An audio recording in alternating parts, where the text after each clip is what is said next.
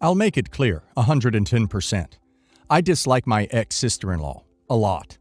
She and my brother had the most toxic relationship that I've ever seen, and she is one of the nastiest and meanest people that I have ever met. However, she is the mother of my 9-year-old nephew, who I am very close with, and I am like a second dad to him. While my sister-in-law is a witch, my brother is a moron. After my ex-sister-in-law divorced a few years ago, he started his own business. It did well because he had the right people at the right time. He ended up buying a nice house and pays enough child support so he and his ex can live close by and do their 50-50 custody agreement. My brother is an incredibly weak man when it comes to women. He tends to rush into things and portrays himself as this rich, successful businessman who's going to retire in a couple of years and just wants to find a woman to take care of and grow old with.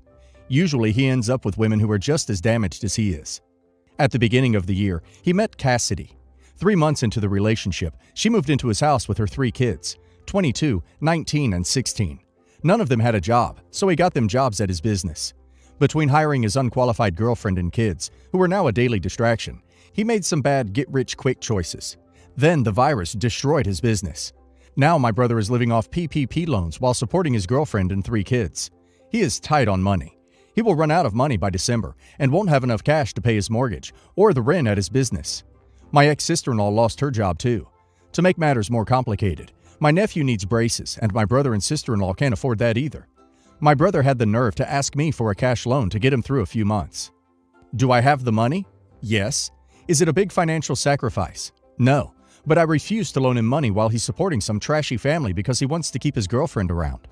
I did, however, loan my ex-sister-in-law money to get my nephew braces and to cover her rent for a couple of months. My brother was furious that I loaned her money, but not my own flesh and blood brother. I told him why I didn't loan him money, and he said his girlfriend and her kids were earning their keep, or whatever the duck that meant. He even told me to stay the duck away from my son. And yes, my ex-sister-in-law will pay me back. I'm not worried about that. She doesn't want to be indebted to me. Not the a-hole. You did lend your money to your own flesh and blood, your nephew. If you lend money to your brother in his current situation, you might as well flush it down the toilet. Good on you for looking out for your nephew. He's lucky to have you. Not the a-hole. There are 5 people in your brother's house who are old enough to get jobs and pool their money to scrape enough together for the mortgage repayments. Also, banks are having repayment holidays, so he could just speak with his mortgage broker. Not the a-hole. Your brother doesn't have a right to your money. You are a good uncle. You did the right thing. Tell your brother he should be mad at himself because his bad decisions are negatively affecting his kid. Not the a-hole. Just because your brother decided to fund the lives of 3 other adults doesn't mean you have to as well. You helped the child, the one that can't help himself. Good choice. Also, he is your blood, so your brother is wrong on that one. My daughter is 20. She's one of 4. She doesn't work nor go to school. We've had countless discussions about this with her. My husband and I pay all her bills. College is not a necessity in our household, so if you're not going to attend school, then work it is. Only she hasn't held a job for longer than 3 months. Her complaint is that she never makes enough money to enjoy herself. I told her, welcome to the real world, kid. The last job she held was over 2 years ago. My husband feels I'm expecting too much of her and to let her be and find her way.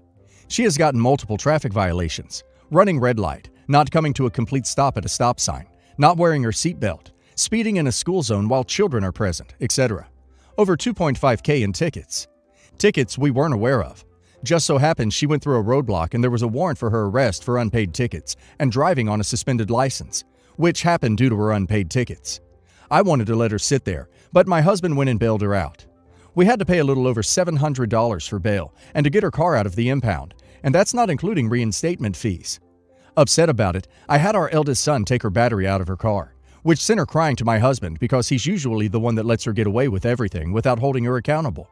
He tried talking me into giving her the vehicle back, but I refused. A car is a privilege. I gave the car to our 17-year-old, which has caused a hellspin of arguments with my daughter. I gave her a choice, go to school or get a job, but a car is out of the equation right now. Until she shows effort, I would no longer pay for her phone bill, no more getting her hair, nails, and feet done, no shopping money. I even cut off her emergency debit card down to $50 a month. She had 60 days to make up her mind about school or obtain a job. That's it. 60 days has come and gone, and she's been sulking around the house and crying to her father with every excuse in the book. She doesn't feel like college is for her. Understandable. She has these high expectations that she's supposed to be making a lot of money out of high school. She doesn't want to work a fast food job. I explained to her that most teenagers and young adults start off with fast food jobs, but there are other options. Most work their way up to a career of their choice. I did, her father did, her siblings do. Father has been pleading her case. I told him that she will never stand on her own if she doesn't know responsibility. I took the legal steps to have her evicted. She was served like 2 or 3 days ago, and it has caused an uproar in our house. My husband states I've gone too far. My daughter is in disbelief and can't believe I would put her out. I won't, but she doesn't know that. Am I the a-hole? Not the a-hole. First, you and your husband need to get on the same page. Otherwise, all of this is pointless, unless you are willing to separate households. And that's a different level of issue. Ask your husband what happens to your daughter, family, if you died, were severely injured, etc. How will your children cope? How can your daughter possibly succeed in life if she can't launch now with support? If she no longer has that support, what will happen to her? He is setting her up for failure. Him. Once you get hubby on the same page, then you work together on daughter. Honestly, it's going to be an uphill battle because she has already gotten away with so much. Set up action plans and consequences. Then enforce the consequences. You are not the a-hole. Your husband is. Not the a-hole. One thing stands out, and that's if needing the car is a requirement to find a job. But she'd also have to show that she would. What does your hubby think of all of this? What's his timeline for letting her find her way? A year? 5 years? A decade? I'm surprised you're still paying for anything for her if she acts like this. No allowance, no cell phone, no car insurance, no gas, no cosmetics. She gets a room, food, and whatever rules you impose in your household. Of course, you know hubby would sneak her cash to keep spoiling her if the official line was that she was cut off. Is she an only daughter, and is that why your hubby lets her do whatever she wants? Not the a-hole. She clearly needs to get her wits together and start becoming responsible for her own things and learn more discipline. As well as she needs to open her eyes and see the real world that is hard work is the only way to get what you want. No one lives in a movie where you snap your fingers and then have a Gucci life. Also, you need to have a serious talk with your husband because he is also part of the problem by babying her and letting her behavior happen instead of disciplining it and teaching her about responsibility and the consequences of her choices. The moment he stops enabling her behavior is where the first step comes from your daughter to actually grow out of her teenage mindset and into a more young adult mindset. My husband, 26 male, and I, 25 female, have been married 5 years and have a baby. And he still is yet to meet my family because he was in the military and my family lived across the country. So it wasn't always financially doable for us both to fly to my family when he had blocks of leave. He just got out and has 5 days before he starts his civilian job. I had surprised him with plane tickets to visit my family since I had saved up about $2,000 and made plans for us to spend a day in San Diego since it's not far from my hometown and he had been wanting to go back for a long time. He just told me today, 2 days before we leave, that he is going to have his friend pick him up the day we arrive and he is going to spend the weekend with his friend in San Diego instead. He said he'd come back Saturday night to meet my family, even though he leaves first thing Sunday morning. I told him that this weekend was supposed to be spent with family, and had I known he was going to ditch everyone, that I wouldn't have bought him a plane ticket. This friend he's meeting up with isn't even someone he's talked to in 4 years. I told him if he's going to waste the family trip, then he can crash at his friend's place or pay out of pocket for his own hotel room. I also told him not to ask me for a cent to get food or any extras, and that he'd have to pay for it himself. He said I'm being unreasonable because he just wants to see his old friends. But honestly, I'm just beyond upset. Especially since I saved money for this trip, and family members moved their schedules around us so they could meet him. It's not like I blindsided him. All these plans were set a month in advance. Am I the a-hole? Not the a-hole. Honestly, you may want to go further and just cancel his flight altogether. Let him know that if he wants to hang out with friends, he can spend his own time and money, not yours. Also, talk about this, because this is super selfish behavior from someone that you've committed to spending your life with and raising a child together, and does not bode well for the long term. Not the a-hole. It's weird you've been married 5 years and he seems to be refusing to meet your family now that it's planned. I think the bigger question here is why? You need to make him tell you what's up. Your marriage will never last if he's not honest with you. Not the a-hole. OP, I say this as a military member myself. I've seen this a million times. Guys get out and they completely change. There's a non-zero chance that he was just using you for the BAH and off-post housing. I'm not saying that's what he did. I'm saying I've seen it before. The fact that he is ditching you to hang out with someone he hasn't seen in years makes me think that he may become one of those people that gets divorced right after getting out, due to no longer needing the BAH, off-post housing. My brother and his ex-wife finalized their divorce last year, and it was messy. During that time, for a variety of reasons, I had to get involved, and it did not go well. I was given a protective order because my ex-sister-in-law is ducking crazy. She cannot be in the same general area as me. So this last weekend was the final performance of a state dance competition that my niece is a finalist in. Both sides of her family plan to show up and sit at completely opposite ends of the performance hall. However, with my restraining order in place, her mother would be forced to leave if I showed up. I didn't plan to go just to not stir up any trouble, but my niece insisted she wanted me there, knowing her mother could not show up. The truth of this whole situation is, I know my brother and niece wanted me there, so her mother could not legally show up. My brother got full custody of their daughter, and his ex only gets to see her twice a month. In the end, I got pressured into going, and none of my niece's other side of her family showed up. The event went great, but since then, I felt kind of crappy. My niece and my brother just used me to make sure her mom could not show up. My parents got a call from my brother's ex the night of the recital where she was crying and begging for them to stop in and stop my brother from using me. My family is biased, as am I, against my brother's ex. She is a human piece of crap, sure, but I feel like this was one step too far in regards to the whole situation. She is still the mother of my niece, and I feel it is completely crappy of me to deprive her of at least showing up to support her daughter. My brother and niece are more than happy about this, but I feel like we've taken this to a level where two wrongs don't make a right. As a child of divorce, I've been in this situation before, and if the niece didn't want her mom there, you did the right thing.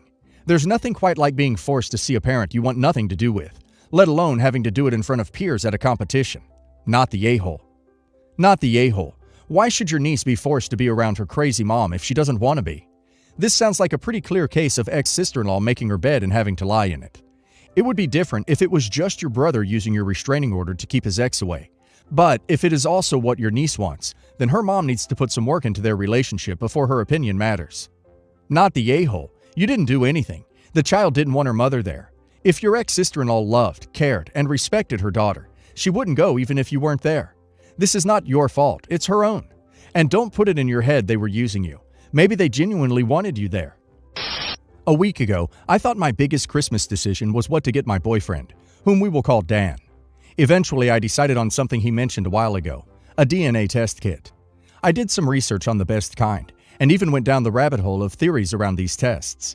Despite the stories, I decided it was still a good gift because of how many times he's mentioned it in passing. It's not something he would ever expect to get from me, but something that I know would excite him. The perfect gift, right? Wrong. A couple days after ordering it, his mom asked me for gift ideas for him. We've exchanged ideas before, and I ended up just telling her the items off the list that I bought, and I figured I'd tell her the main part of the gift. As soon as I mentioned DNA test, she went completely pale and started to fidget.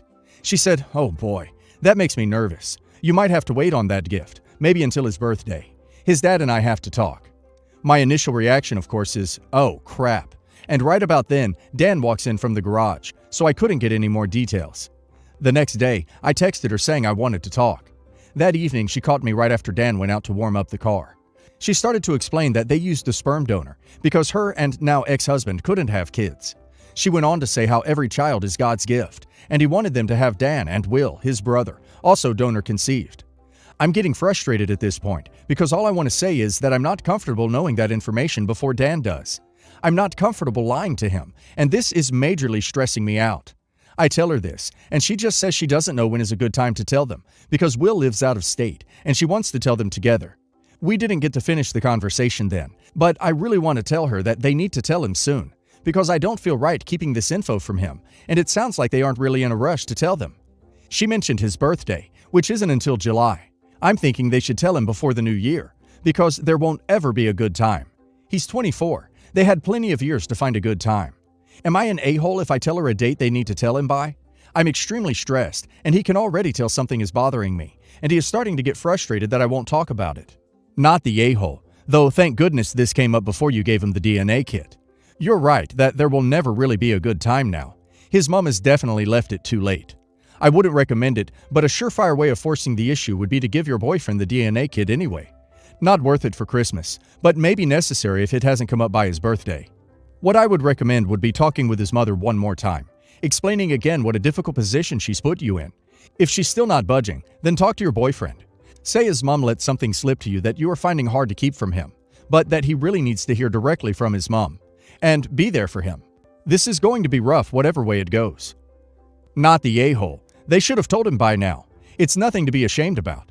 I would tell her that you're giving him the DNA test for Christmas as planned, and let her make the decision from there. He'll find out one way or another. Not the a-hole. He's an adult, and also, there's a lot of things, medically, it's important to know about if one can. He's been thinking he's the father's blood this whole time, giving an inaccurate medical history to doctors. That's not really great. Besides that, clearly there are things, especially in this day and age, that can make the truth possibly come out. And they should try to give him the nicest, safest possible reveal.